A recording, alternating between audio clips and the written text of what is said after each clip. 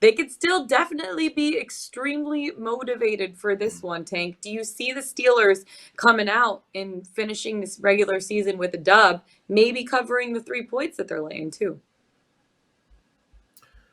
I was impressed by the Pittsburgh Steelers' performance against the Baltimore Ravens last week. I think over the past like month and a half or so, I don't know exact timing, but it may have been after that bye, something like that. They really have gotten their run game together, and they Yeah. rushed for Yeah. 198 yards against the Baltimore Ravens. And to me, I think that's what they're going to try to hang their hat on in this game against the Cleveland Browns. Like a lot of people probably anticipated, me one of them, that the Browns would just kind of lay it down last week. They really didn't have anything to play for against the Washington Commanders, yet they still go into DC and then get a win against a team that was vying for a playoff spot. So that to me says that like we're going to see the best from the Cleveland Browns in this Week 18 matchup against the Pittsburgh Steelers, especially because it's a divisional game as well. And so Mm. when you kind of comparing like how these teams match up, Cleveland Browns really bad run defense. Pittsburgh's run the ball better than they have all season right now. Cleveland also wants to be able to run the rock. Nick Chubb has struggled coming into that game against the Commanders, but he had 14 rushes, 104 yards. Deshaun Watson throws for 3 touchdowns. So I feel like that offense is finally starting to gel a little bit. And what do they want to do? They want to continue to ride that momentum going into next year, because they feel like this year's the lost season. They've been surrounded by the Deshaun Watson narrative, and rightfully so, everything that happened with him. So this is their way to kind of end the season on a winning note and kind of change the narrative going into the offseason and head into next season. So I think Pittsburgh is going to get their best shot. And to me, with both teams playing that kind of competitive ball, I would like to lean the under more than anything else. I feel like the Cleveland Browns have just as good as a shot as the Pittsburgh Steelers that win this game. But I think with the way both of these teams like to play with the running game, that the passing games can be a little bit volatile here and there. The under is likely the best play in Mm. this one, especially since it's at 40 now. And earlier this week, it was at 38.5. Yeah, and the fact that the way that the Steelers defense has been playing recently. Another thing that I think of too, Jared, is the fact that Mike Tomlin has never finished a season under 500. Well, guess what? They're 8-8 right now.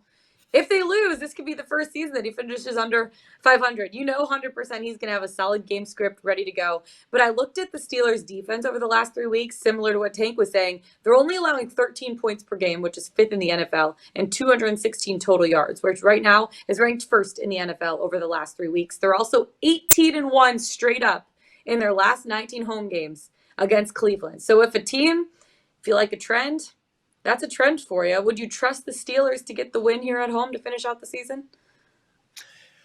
I don't think I would. And I think it Wow. goes back to a couple things. Well, so there's a couple parts of this game that are pro Pittsburgh. And I want to, I want to back up Tank's point about the bye week for the Steelers and how everything kind of changed since then. And I think narratively speaking, it makes sense. Rookie quarterback goes into the bye, team is struggling. Since the bye in week 10, Pittsburgh has the 7th most efficient offense in the NFL and the 2nd highest success rate on the ground. They are being graded successful on 50% of their running plays since their bye week. The Eagles at 51% is the only team with a better running game since that stretch of time. So there has been a serious uptick in production from Kenny Pickett. I want to give a lot of credit to the offensive line.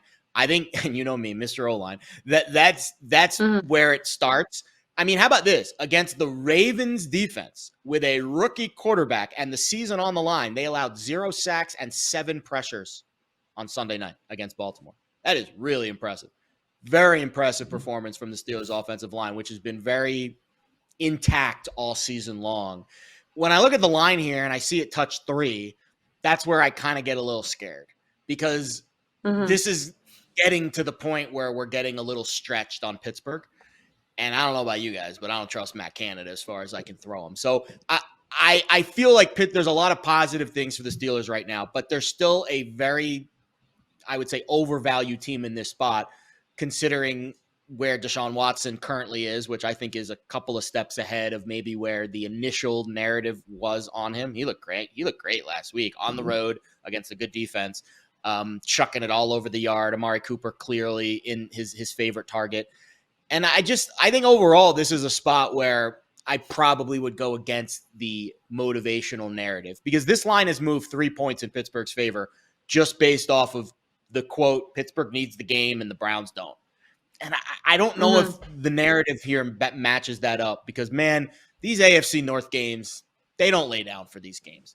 So I think this is going to be a really spirited Browns performance. And I think at 3, the value I think is on Cleveland. That doesn't mean I think Pittsburgh isn't capable of winning this game, but from a betting perspective, I just don't see any value laying a full field goal with the Steelers.